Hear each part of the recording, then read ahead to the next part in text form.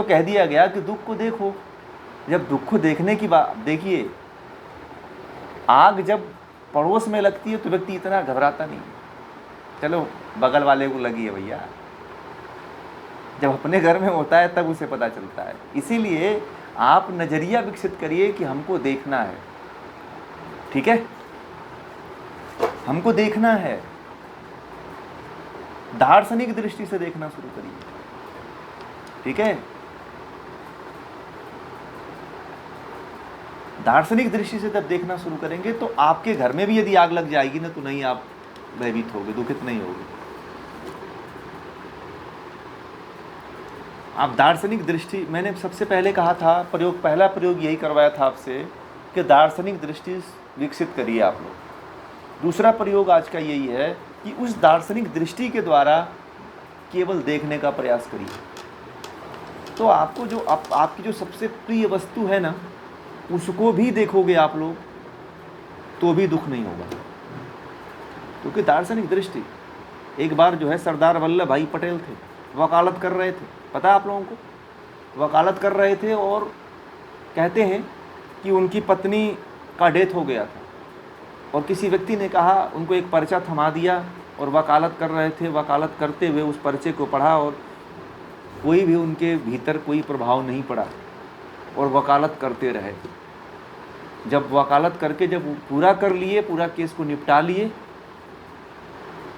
तो किसी व्यक्ति ने कहा आपको पर्चा भिजवाया गया था और आपकी पत्नी की मृत्यु हो गई और आप यहाँ पे वकालत कर रहे हो। बोले कि हमें पता था, क्या करता, जो जाने वाला है चला गया।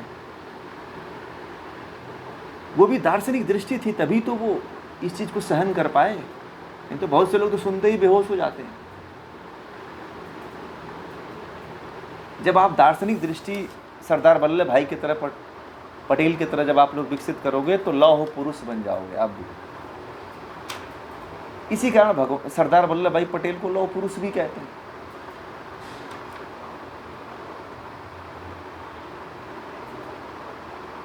ये भाव, एक प्रोफेसर थे, उनका एक ही लड़का था।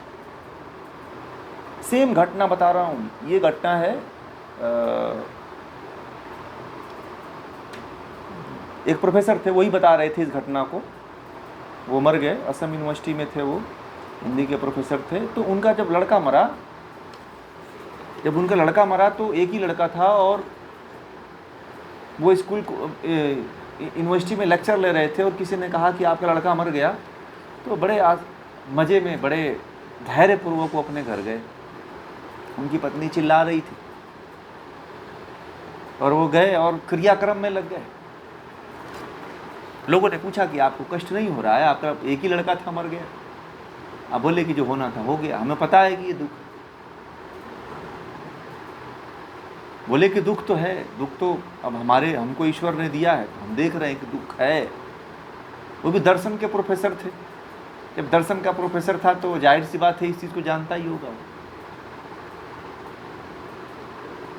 कहा कि दुख तो है, चाहे आज होता चाहे कल होता, दुख तो होना ही था, हमारे जीवन में यही लिखा था, तो फिर अब मैं क्या करूं, दूसरा होता तो रोता। परंतु उन्होंने दार्शनिक दृष्टि अपनाई और क्रियाक्रम में लग गए। लोग जो वहाँ के आसपास के लोग थे बड़े हतप्रद हुए कि इस व्यक्ति की आंखों से आंसू नहीं आए। उस व्यक्ति से बार बार लोग पूछ रहे थे तो बोले कि क्या करें, जो होना था हो गया।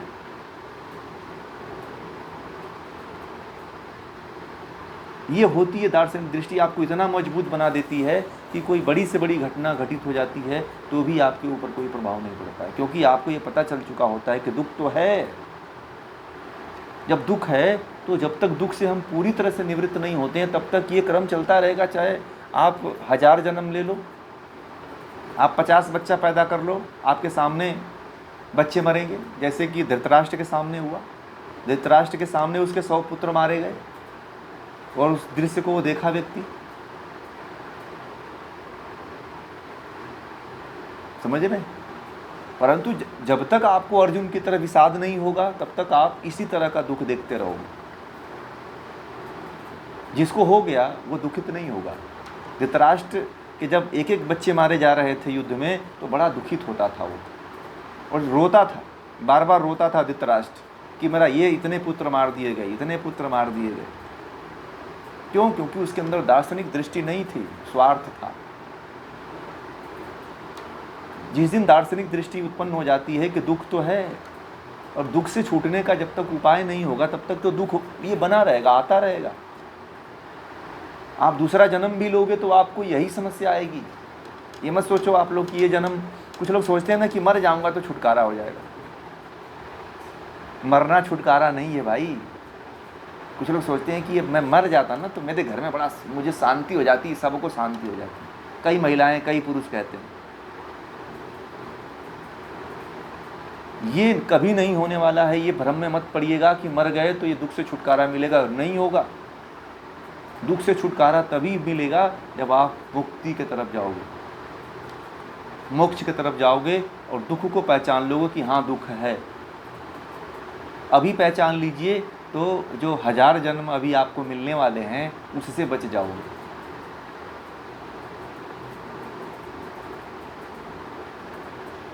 ठीक है?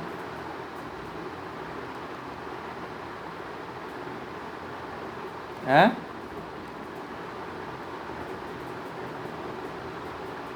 हाँ, आप अपने आप को बहला लीजिए, बस देखिए वही फिर रिवीजन होगा। रिवीजन मत करिए। अब कितने लोग रिवीजन करने के लिए तैयार हैं ये तो समय बताएगा। समझ में आ गया आप लोगों को?